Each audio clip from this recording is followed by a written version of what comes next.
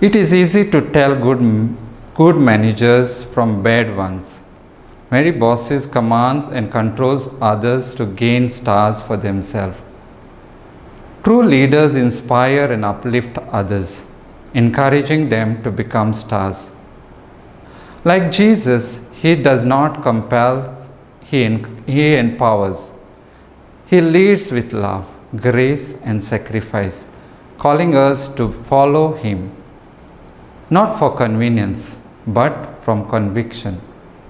Yet, Jesus draws a clear dividing line. There is no middle ground. Just as no cafe serves a lukewarm coffee, lukewarm faith has no place in his kingdom. Scripture often presents life in absolutes, light or darkness, good tree or bad, firm foundation or sinking sand. This clarity invites us to reflect deeply on our faith and our action.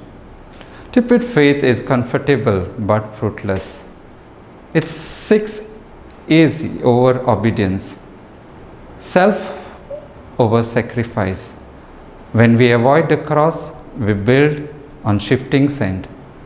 But when we persevere, hearing and doing God's word, we have built our soul on solid rock.